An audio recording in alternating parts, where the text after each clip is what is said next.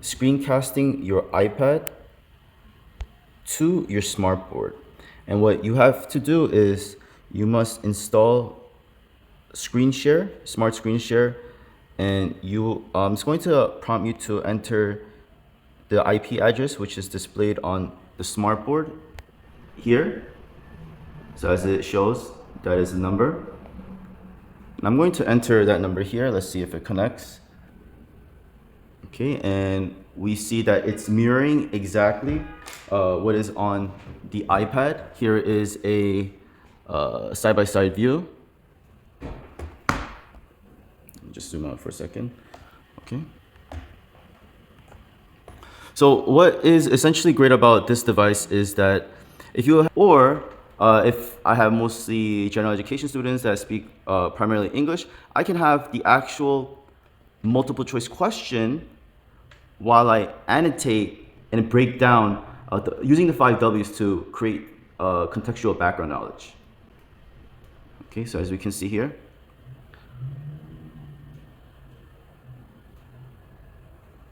And then there's a third display, which is hooked up to another projector, which is hooked up to an older laptop.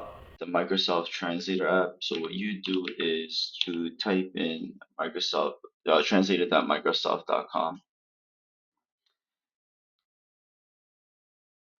and as the host, you have to download the Microsoft Translator app on your phone, and you click it. And as the host, you're gonna click uh, and host, and click start conversation. Okay, and it should provide you a code. The code I see is ZXYTK. So I'm gonna type in ZXYTK. And as you can see, the language is in Spanish. And on my phone, well, I'm gonna keep this on. I don't know if you can see this. Just bring down the. You're gonna put it in presenter mode, and then that way the microphone will always be on. You're gonna head back, and I'm going to keep this. Okay, so as I'm speaking, it should be okay. There we go. It's translating.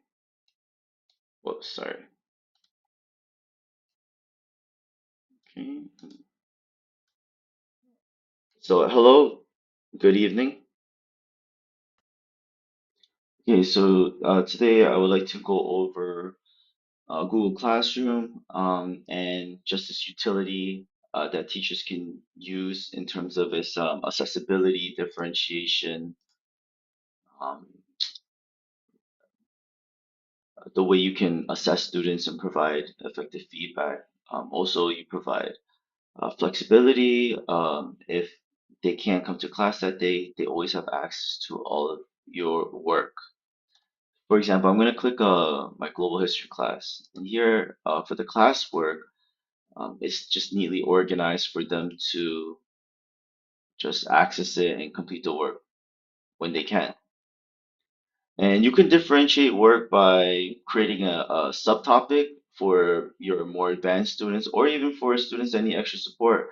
You might want to have some graphic organizers at hand, or a differentiated version. You can always create a topic. So here, a topic. Let's see, graphic organizers. Okay, and then they can get access to that. Or for your advanced students, maybe they might want to be challenged a little bit, so you want to lead them towards Regents review questions. They can work on essay questions, DBQ, multiple choice questions. And how you create an assignment is you just assign it a title.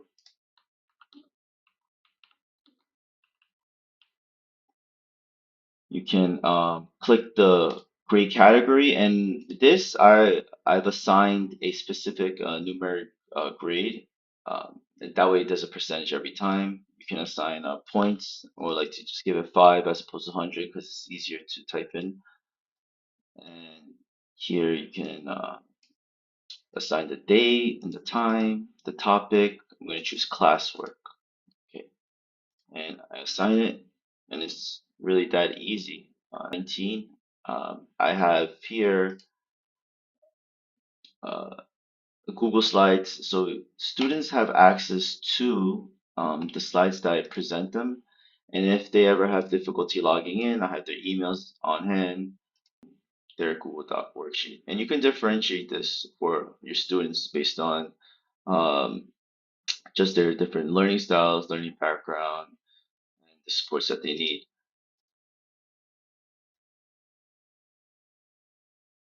You can also head over to your grades. Let's say, for example, homework number 4. You can just click on this, click view a submission, and once you have read, let's see, okay, so student chose the correct answer, you're gonna provide a grade, provide feedback.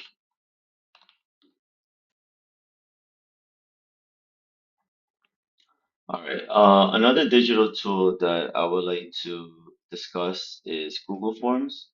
Google Forms is a great way for diagnostic, formative, and summative assessment as well. So let me take one for example. Um,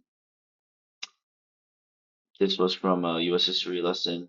I put the prompt, choose a number 1 through 5 based on the statement below. 1 is strongly disagree and 5 is strongly agree. There is no right or wrong answer. And the statement was Christopher Columbus was a hero. And this is, it's very low stakes, doesn't matter because it's an opinion question. I mean, of course, I'll ask students why they thought so, but let's say I chose 1, right? Totally disagree. And why did you choose the number that you did?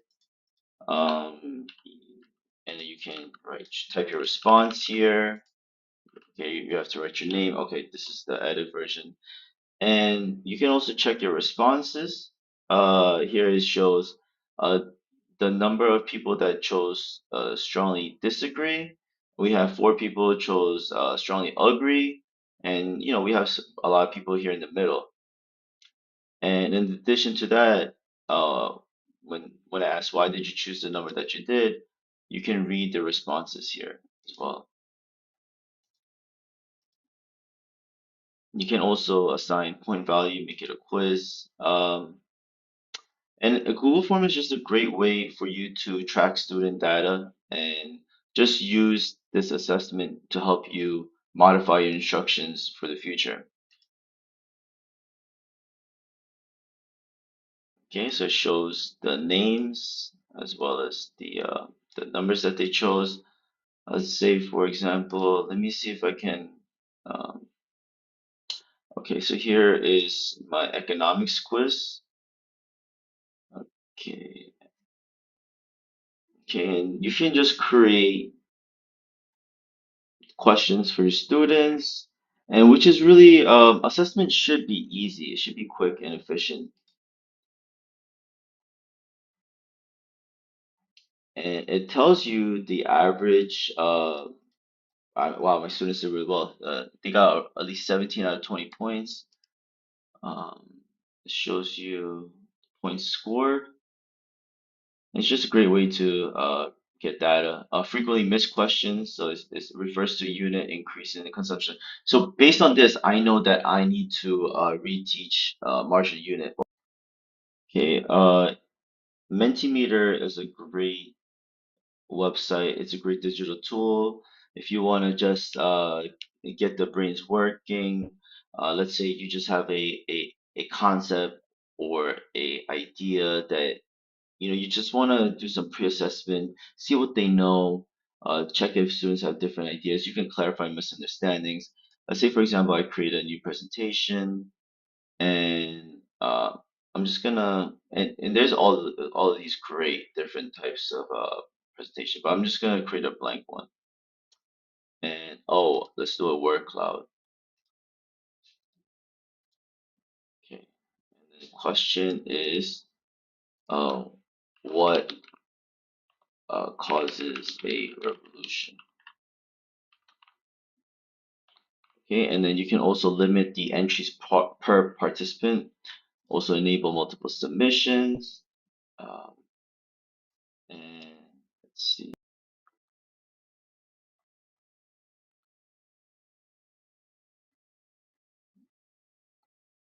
Okay, and the code number was 41511484. Submit.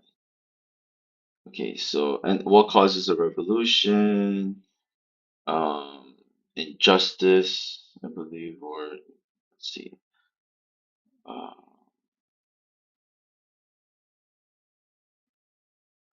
right, maybe no food, unfair treatment. Okay, and I'm gonna submit these answers, and there it goes. So, and this is great because if they have the software recognizes um, the most frequent words that are entered, and that's going to be in the middle, and it's going to expand out, and you'll see a concept map. Okay, so thank you for taking time to see how Menti works. Okay, and I'm going to submit these answers, and there it goes. So, okay, the next digital tool that I would like to share is Parlay, and here I have I created a let me see what this is. A separate but equal lesson for my Period 6, and this was 2 years ago. During the pandemic, we're trying to figure out how we can have student-to-student discussion and without them being able to actually uh, meet in person, because as you know, a lot of them had their cameras off. Some wouldn't even respond, but this it kept them accountable. So you can provide a prompt. I provided the objective here. Students will be able to synthesize their learning about the Jim Crow laws, Plessy versus Ferguson, and Brown versus Board of Education, and make an inference about how life would be different if Brown versus Board of Education never ruled against segregation. The resource I have is a Pear Deck, uh, which I haven't used in a really long time, but it is a great resource.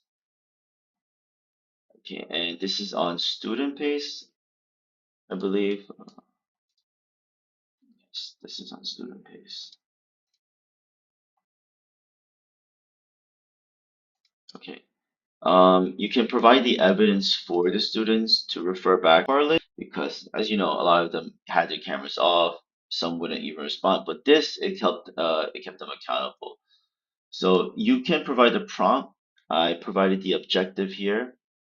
Students will be able to synthesize their learning about the Jim Crow laws, Plessy versus Ferguson, and Brown versus Board of Education, and make an inference about how life would be different if Brown versus Board of Education never ruled against segregation. The resource I have is a Pear Deck, uh, which I haven't used in a really long time. Plessy versus Ferguson, 14 desegregation, Jim Crow laws. This means preferences or privileges. And here we see that they used some of the sentence stems. I agree with this post because if segregation was terminated, then life would have been equal during this time period.